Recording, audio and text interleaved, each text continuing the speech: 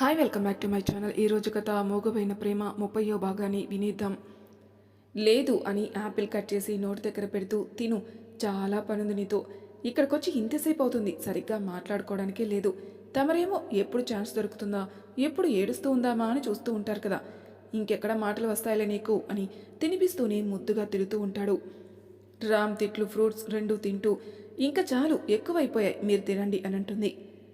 ఈ మాత్రం దానికి ఆకలన్నావా అన్నాడు.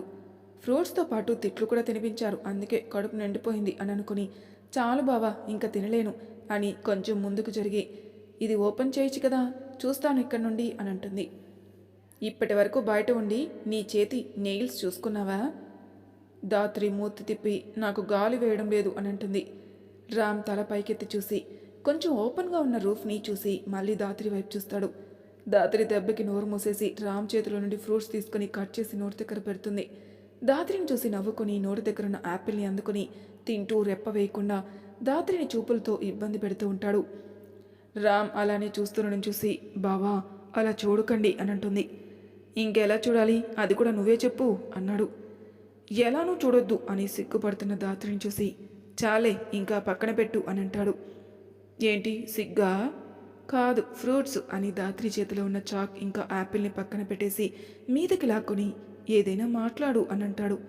ఇప్పటి వరకు మాట్లాడుతూనే ఉన్నాను కదా, మీరే ఏదో ఒకటి చెప్పండి అంది. దాత్రి చేతిలో చెయ్యి వేసి లాక్ చేస్తూ గట్టిగా హత్తుకుంటూ, ఇప్పుడు నేనేమైనా చేస్తే ఎలా తప్పించుకుంటావే అని అంటాడు. దాత్రి తల పైకెత్తి చూస్తూ, అరుస్తా చెప్తున్నాను అని కంగారుగా అంటుంది. ఎందుకే అంత భయపడుతున్నావు? 1 మంత్లో ఎలాగో పెళ్ళైపోతుంది కదా, ఏదో ఊరికే జస్ట్ ట్రై చేద్దామని ఇంకా భయపడుతూనే ఉంటాడు. బావా నన్ను భయపెట్టకండి, మీ ఆస్ట్రేలియా కబుర్లు చెప్పండి వింటాను అంది. నాకు చెప్పే మూడ్ లేదు ప్రస్తుతం, నిన్ను అని మెడవంపుల్లో కిస్ చేస్తూ అంటున్న రామ్ని చూసి మెలికలు తిరుగుతూ, కుదురుగా ఉండండి స్వామి, ఎందుకిలా నన్ను భయపెడుతున్నారు అని నవ్వుతూ అంటుంది. దాత్రి నవ్వు చూసి తనని అలానే పట్టుకొని వెనక్కి వాలుతూ ముఖం మొత్తం ముద్దులు పెడుతూ, నేను నీకోసం ఇంకో గిఫ్ట్ కూడా తీసుకున్నాను, కానీ అది ఇప్పుడే ఇవ్వను, మనం ఫస్ట్ నైట్ రోజే ఇస్తా అని కంఠం దగ్గర ముద్దు ఇస్తూ అంటాడు. బావా అని జుట్టులో చేయి పెట్టి, ఈరోజే ఇవ్వచ్చు కదా అని అంటుంది. ఈరోజే ఇవ్వాలంటే ఈరోజు నువ్వు ఫస్ట్ నైట్కి ఒప్పేసుకుంటే వెంటనే ఆ గిఫ్ట్ని నీ ముందుంటుంది అన్నాడు. అంది. ఇంకా అడక్కు, ఆ రోజే ఇస్తా, ఇప్పుడు మాత్రం కొంచెంసేపు సైలెంట్గా ఉండు అని అంటూ దాత్రిని కిందికి చేర్చి తన మీద చేరిపోయి ముఖం మీద పెదవుల ప్రయాణం మొదలుపెట్టాడు. దాత్రి బుగ్గల మీద చిరుముద్దులు ఇస్తూ పైకి చూసేసరికి కళ్ళు మూసుకొని ఉంటుంది దాత్రి. రామ్ చిన్నగా నవ్వుకుని మూసి ఉన్న కళ్ళ మీద ముద్దిచ్చి, కళ్ళు తెరవ్వే అని అంటాడు. దాత్రి చిన్నగా కళ్ళు తెరిచి ఎదురుగా కొంటిగా చూస్తున్న రామ్ని చూసి మళ్ళీ కళ్ళు మూసేస్తూ ఉంటే, కళ్ళు మూసావో ఈరోజు కన్ఫామ్ అని అంటాడు.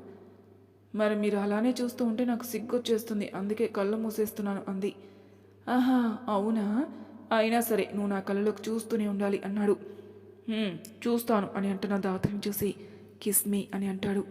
దాత్రి దెబ్బకి కళ్ళు పెద్దవి చేసి, వామ్మో నా వల్ల కాదు, నేను పెట్టలేను, కావాలంటే మీరే పెట్టుకోండి అని అంటుంది. నో, ఈసారి మాత్రం నువ్వే పెట్టాలి అని ముఖం ముందుకు చేస్తూ ఉంటాడు. దాత్రి భయపడుతూ బావా అని అంటుంది. చెప్పు మరదలా, మీరే పెట్టుకోండి, ఎంతసేపు కావాలంటే అంతసేపు పెట్టుకోండి, నేను అస్సలు వద్దన్ను, అంతేకాని నేనంటే పెట్టలేను ప్లీజ్. దెయ్యం, ముద్దు పెట్టడం కూడా చేత కాదే నీకు, ప్రతిసారి ఇలా బ్రతిమలాడడం లేకపోతే ఏడవడం తప్ప ఇంకోటి తెలియదు నీకు. అరే ఎంతో ప్రేమగా అడిగాడు నా బావ, ఒక ముద్దిస్తే ఏమైపోతుంది? లేదు నేను పెట్టను, నాకు రాదు అని మాత్రం అంటావు, పల్లెటూరు ముఖందానా అని అంటున్న రామ్ని చూసి ఉక్రోషం వచ్చేసి పెదవుల మీద ముద్దు పెట్టేస్తుంది. రామ్ నవ్వుకొని దాత్రి ముద్దుని ఫీల్ అయ్యేలోపే వెనక్కి వచ్చేసి, పెట్టాను చూడండి అని అంటుంది. ఏంటి నువ్వు పెట్టింది, ఇది ముద్దా? కొడితే ముల్లోకాలు కనిపిస్తాయి, నేను ఫీల్ అయ్యేలోపే వెనక్కి వచ్చేసి పెట్టాను అని చెప్తున్నా అని అంటూనే దాత్రి పెదవులు అందుకుని ఊపిరి ఆగిపోయే నిమిషంలో వదులుతాడు. దాత్రి గట్టిగా ఊపిరి తీసుకుంటూ, ఏంటి బావా మీరు ఇలా ముద్దు పెట్టారు, పోయేలా ఉన్నాను, మళ్ళీ పెళ్లి కాకుండానే నేను చచ్చిపోతానేమో అని రొప్పుతూ ఉంటుంది. దాత్రి నోటి నుండి ఆ మాట రాగానే బుగ్గలు గట్టిగా పట్టుకుని, చెంప పొగలు కొడతాను, ఇంకోసారి నీ నోటి వెంట పోయేలా ఉన్నానని వస్తే నువ్వు నన్ను వదిలి ఎక్కడికి వెళ్ళలేవు, ఒకవేళ అలాంటి సిచ్యువేషన్ వస్తే నీతో పాటు నేను కూడా వచ్చేస్తా అని అంటాడు. రామ్ వైపు కన్నీళ్లతో చూస్తూ మెడ చుట్టూ చేతులు వేసి గట్టిగా హత్తుకొని అలానే ఉండిపోతుంది. దాత్రిని గట్టిగా పట్టుకుని ఇంకెప్పుడు అలా మాట్లాడుకు సరేనా, నా కోపాన్ని తట్టుకోలేవు నువ్వు అని అంటాడు. అని రామ్ బుగ్గ మీద ముద్దిచ్చి సారీ బావా ఏదో అనేశాను అని అంటుంది. ఓకే వదిలే, మీరు ఎంత ఇష్టంగా నాతో హ్యాపీగా గడపాలని తీసుకుని వస్తే నేనేమో నా పిచ్చి పిచ్చి మాటలతో మిమ్మల్ని బాధ పెడుతున్నాను కదా, ఇంకేం మాట్లాడను అని నోటి మీద వేలు వేసుకుని ఉంటుంది. రామ్ నవ్వి నువ్వు ఇలా ఏదో ఒకటి వాగడం, నేను తర్వాత తిట్టడం, నువ్వు సారీ చెప్పడం, నేను కరిగిపోవడం బాగా అలవాటైపోయింది కదా అని అంటాడు. దాత్రి నవ్వుతూ ఉండేసరికి భుజం దగ్గర బ్లౌజ్ పక్కకు జరిపి ముద్దిచ్చేసరికి అప్పటి వరకు నవ్వుతూ ఉన్న దాత్రి గొంతు మూగబోతుంది.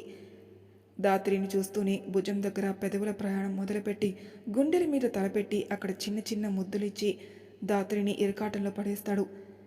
రామ్ పనులకి మెలకలు తిరుగుతూ బావా అని పదే పదే పిలుస్తూ ఉంటుంది. దాత్రి గుండెల మీద ముద్దులు వేస్తూ ఇంకొంచెం కిందికి జరిగి ఓనీని పక్కకి జరిపి అందంగా ఊరిస్తున్న నాభి మీద పెదవులు నిలుపుతాడు. దాత్రి తట్టుకోలేక రామ్ జుట్టుని చేతిలో బంధించి బావా ప్లీజ్ అని అంటుంది. దాత్రిని చూస్తూనే నడుము దగ్గర చేతులు బిగించి ఎంతో ఇష్టంగా నాభి మీద ముద్దు ఇచ్చి చిన్నగా కొరికి పైకి వచ్చేస్తాడు. రామ్ పనులకి పెరుగుతున్న గుండె వేగాన్ని కంట్రోల్ చేసుకుంటూ తిప్పలు పడుతున్న దాత్రిని చూసి ఇంకా ముందుకు వెళ్ళే ఆలోచనని అణిచిపెట్టి దాత్రిని హత్తుకుని కళ్ళు మూసుకుంటాడు. దాత్రి నెమ్మదించి రామ్ జుట్టులోకి చేతిని చేర్చి నిమురుతూ బావా మనం ఎప్పుడు ఇలానే ఉంటాం కదా, నేను మీతో ఎన్నో కళ్ళు కంటున్నాను బావా అని, అన్నీ జరుగుతాయి కదా అని మనసులో అనుకుంటూ ఉంటుంది. దాత్రి మగ్గం చూసి ఏమైనా చేస్తే ఏడుస్తావని ఆగిపోయా కానీ నేను ఇలా చూస్తూ కంట్రోల్ చేసుకోవడం నాకు చాలా కష్టంగా ఉంది అని అంటాడు. రామ్ని చూసి చిన్నగా నవ్వి పెళ్ళైతే మీతోనే ఉంటాను కదా బావా అని అంటుంది.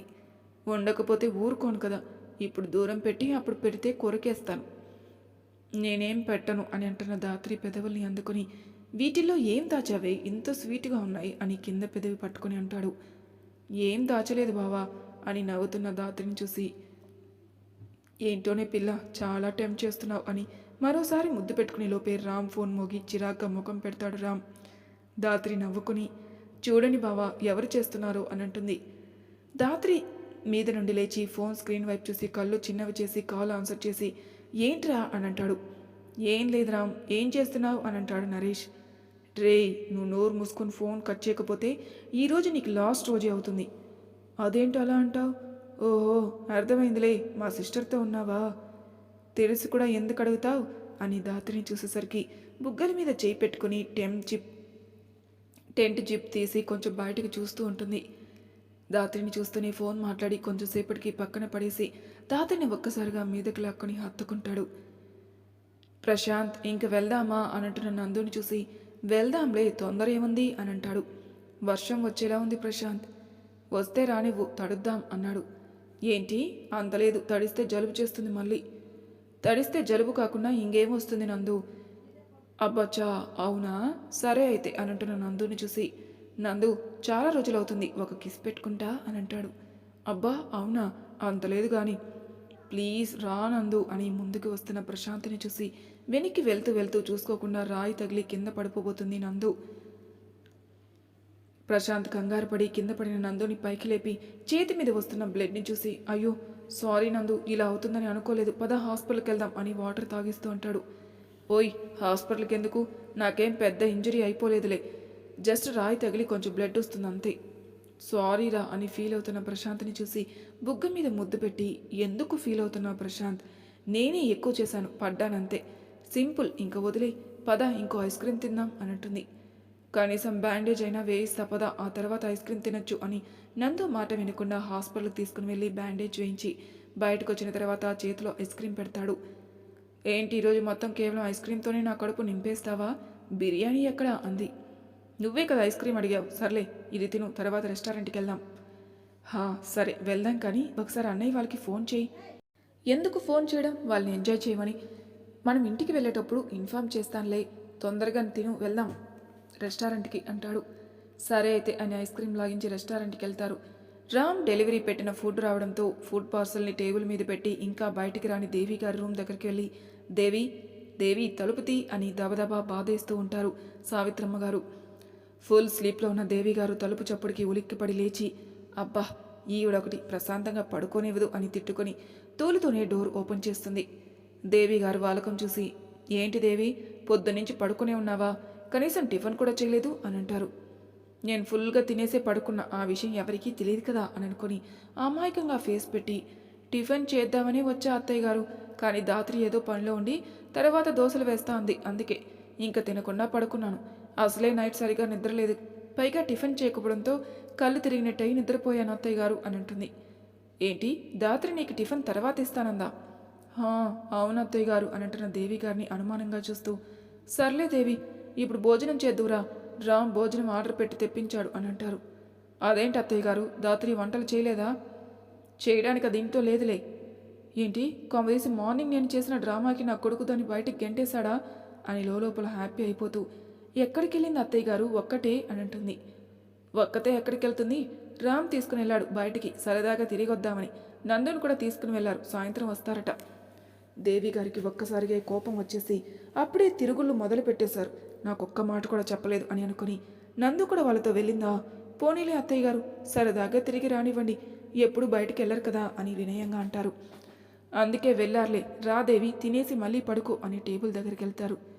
వస్తున్నాను అత్తయ్య గారు అని వెనకాలే వెళ్ళి రామ్ ఆర్డర్ పెట్టిన ఫుడ్ని కళ్ళు ఇంత చేసుకొని చూస్తూ, అబ్బా, పొద్దున్న నేను తినలేదనుకుని నా కొడుకు చికెన్ బిర్యానీ ఆర్డర్ పెట్టినట్టున్నాడు అని హుషారుగా ఓపెన్ చేసి తినడం మొదలు పెడతారు దేవి గారు. సావిత్రమ్మ గారికి లైట్ ఫుడ్ ఆర్డర్ చేయడంతో నెమ్మదిగా తింటూ, అది మొత్తం నీకే దేవి, అలా కరువులో నుంచి వచ్చిన దానిలో తినకు, నాకు తినబుద్ధి కావట్లేదు ఇక్కడ అని అంటారు. ఈవిడికి ఎప్పుడు చూసినా నా తిండి మీదే ఉంటుంది కన్ను అని అనుకుని, పొద్దున టిఫిన్ కూడా చేయలేదు కదా అత్తయ్య గారు, అందుకే ఆకలి బాగా ఉంది, నెమ్మదిగా తింటాలేండి, మీరు తినండి అని అంటారు. నువ్వు తినలేదంటే నమ్ముతాననుకోకు, నీ బుద్ధి నాకు తెలీదా, నువ్వు దాత్రి మీద చెప్తే నమ్ముతాననుకోకు, అది రాగానే అడుగుతాను కదా, నువ్వు పొద్దున మెక్కావలేదు అని అనుకుని తొందరగా తినేసి ట్యాబ్లెట్లు వేసుకుని సోఫాలో కూర్చుని ఉంటారు. ఇంకా తింటూనే ఉన్న దేవి గారిని చూసి, సరే దేవి, నువ్వు తింటూ ఉండు, నేను కాసేపు పడుకుంటా అని అంటారు.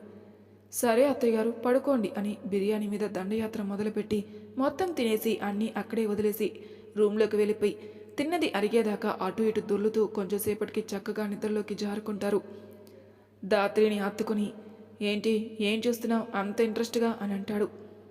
బావా, మన ఇంటి చుట్టూ కూడా ఇలానే పూలున్నాయి కదా, ఇంకొన్ని పెంచుదామా అని అంటూ, ఇదిగోండి ఈ ఎరుపు రంగు గులాబీ చూడండి ఎంత ముద్దుగా ఉందో అని రామిచ్చిన ఫ్లవర్ని చూపిస్తూ ఉంటుంది. నువ్వు అలానే ముద్దుగా ఉంటావు కదా, అందుకే ఆ ఫ్లవర్ ఇచ్చా అన్నాడు. దాత్రి సిగ్గుపడి, బావా, టైం ఎంత అవుతుంది, అత్తయ్య అమ్మమ్మ భోజనాలు చేశారో లేదో ఒకసారి ఫోన్ చేయండి అని అంటుంది.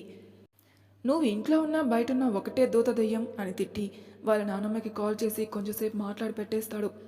దాత్రి అలానే చూస్తూ ఉండేసరికి, తిన్నారంట, మీ అత్తయ్య మాత్రం ఇంకా తింటూనే ఉందట, నానమ్మ మాత్రం తిని ట్యాబ్లెట్లు వేసుకుని రెస్ట్ తీసుకుంటుందట, చాలా, ఇంకేమైనా అడగాల అని అంటాడు. నేనే మాట్లాడేదాన్ని కదా బావా అని అంటున్న దాత్రిని చూసి, పొదాం పదవే, నిన్ను ఇంకోసారి బయటకు తీసుకుని వస్తే అడుగు అని లేస్తున్న రామ్ చేయి పట్టుకుని, సరే సరే, ఇంకా కోపం వద్దు, ఇంకొంచెం సేపు ఉందాం ప్లీజ్ అని అంటుంది. అలా రా దారికి, వెళ్ళే వరకు తిక్కతిక్కగా వాగావో నోరు కట్టేస్తాను. దాత్రి మూతి తిప్పి రామ్ని హత్తుకొని, బావా, మిమ్మల్ని అందరూ రామ్ అనే పిలుస్తారు ఏంటి అని అంటుంది. ఏమో నాకేం తెలుసు, అది వాళ్ళ ఇష్టం కదా, ఇక్కడ మాత్రమే నన్ను రామ్ అంటారు, ఆస్ట్రేలియాలో చాలా వరకు విదర్భ్ అని అంటారు. అవునా అని కొంచెంసేపు కబుర్లు చెప్పుకుంటూ టైం చూసి, ఏయ్ పడుకున్నావా అని అంటాడు. దాత్రి తల పైకెత్తి, నేనేం పడుకోలేదే అని అంటుంది. ఓకే వెళ్దాం పద అని అంటున్న రామ్ని చూసి, ఏంటి అప్పుడేనా అని అంటుంది. ఏంటి నువ్వేనా ఈ మాట అనేది, నాకు ఇంకొంచెంసేపు ఇక్కడ ఉండాలని ఉంది బావా. లేదు వెళ్ళాలి అని బయటికి లాక్కొని వచ్చేసి టెంట్ని క్లోజ్ చేసేసి బ్యాగ్లో పెట్టేసి దాత్రి చేయి పట్టుకుని నడుస్తాడు. దాత్రి ముఖం డల్లుగా పెట్టుకుని రామ్ వెనకే వస్తుంది. దాత్రి ఫేస్ చూస్తూని ఇంకొంచెం దూరం వెళ్ళిన తర్వాత వెనక్కి తిరిగి చూస్తూ, ఏంటి నీ బాధ, ఇంకొంచెంసేపు ఉండాలి అంతే కదా అని అంటాడు. అవును అని నిలువుగా తల ఊపుతున్న దాత్రిని చూసి, ఉంటే నాకేంటి చెప్పు అని అంటాడు. రామ్ని చూసి, ఏం కావాలేంటి అని అడుగుతుంది. అక్కడికి వెళ్ళిన తర్వాత చెప్తా. మళ్ళీ వెనక్కి వెళ్దామా అని హ్యాపీగా అంటున్న దాత్రిని చూసి, అక్కడికి కాదు వేరే ప్లేస్కి అని అంటాడు. ఇంకో ప్లేసా, అదెక్కడా, ఇంతకు ముందు ఏమైనా చెప్పానా, లేదు కదా, ఇది కూడా చెప్పను, పద వెళ్దాం. దాత్రి హ్యాపీ అయిపోతూ, ఈసారి కూడా ఇంకా పెద్ద పూల తోటకి తీసుకుని వెళ్తారనుకుంటా అని లోపల పొంగిపోతూ ఉంటుంది.